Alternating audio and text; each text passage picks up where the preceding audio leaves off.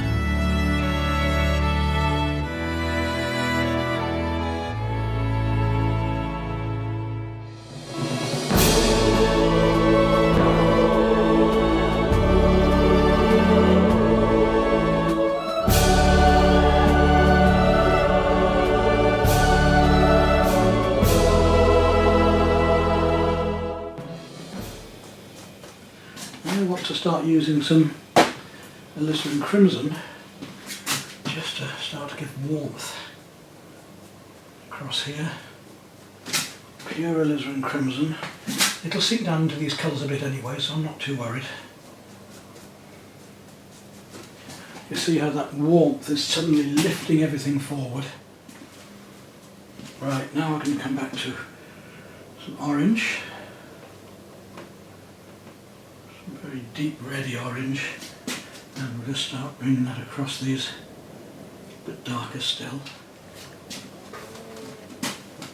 Everyone is a little bit different. Even if we use the same scene, they would come out differently, just the way paintings go.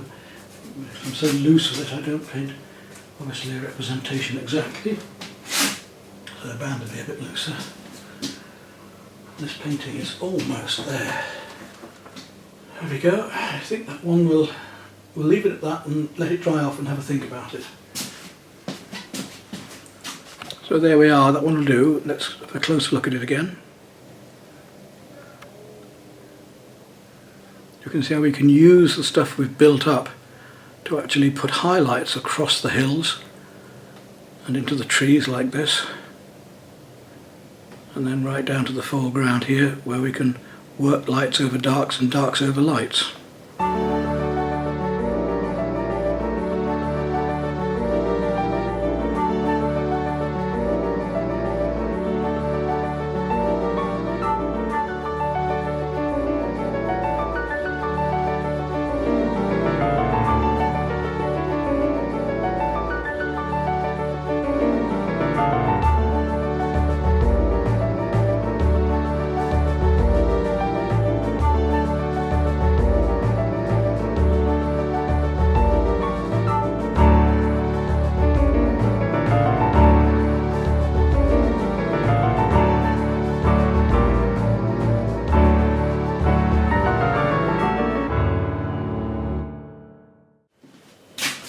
Okay then, now this tall one, the last one for the moment, because we're now exchanging on the house, I think right at this very moment with the solicitor, so we'll be leaving the studio and this lovely garden and moving on in life to a smaller house in the country with a nice little garden, established garden as well as studio space, but I'm also hopefully getting a place in France as well, so I'll be able to travel backwards and forwards and we'll have lots more to share with you as we paint and explore and so on in these new places.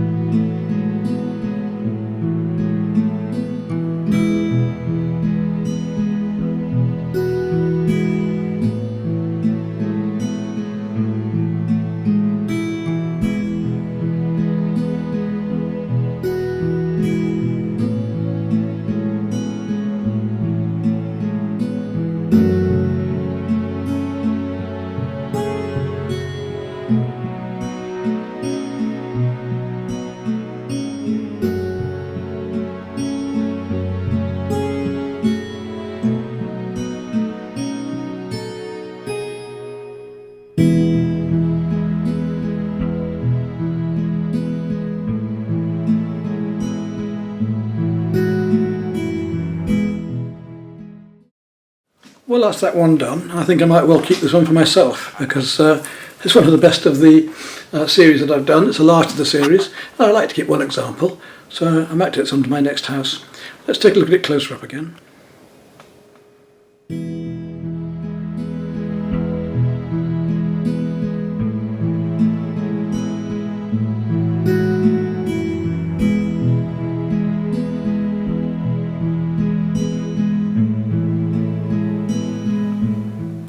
You see how beautifully the textures can work. We work our medium tones up against the darks and then finish up with the light highlights.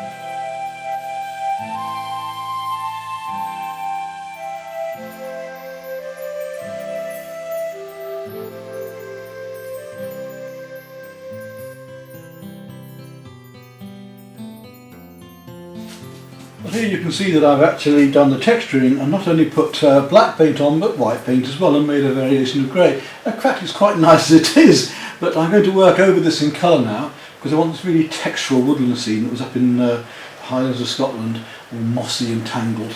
So I've worked up the light so I get nice light colours. It's nice and cheerful this time rather than over black, which sinks a bit. Then I've got my darks there as a basic as well. Let's start putting some colour into this black and white scene then.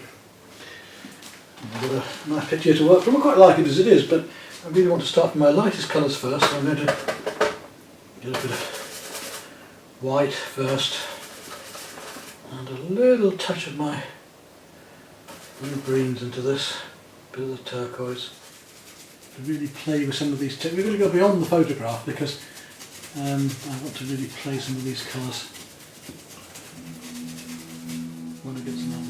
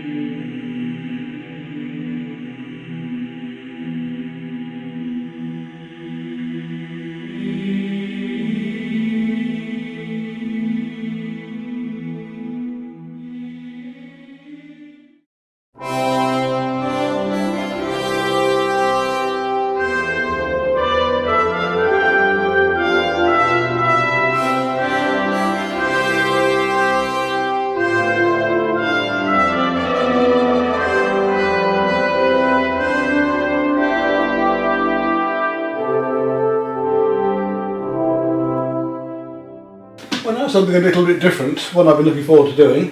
It might be awkward in that it's a little simpler, but it's Buckingham Palace here with the guards in the front, in the foreground, and a rather stripy sky. We'll use a roller on the sky and blend the colours across, and then we'll see what effects we can get for this rather bold design.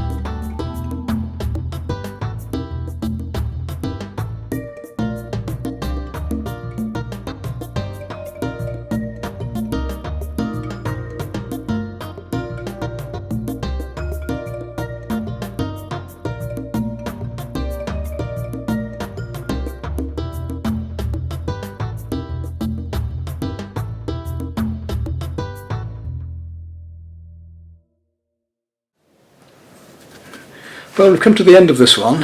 We've lost some of the memory, so I can't take you right through to the very final. But here we are at the end of it. It was a much more difficult painting to do than I expected, with such strong colours. Hard to make it commercially viable, but a nice, bright, cheerful piece. So let's take a closer look at it.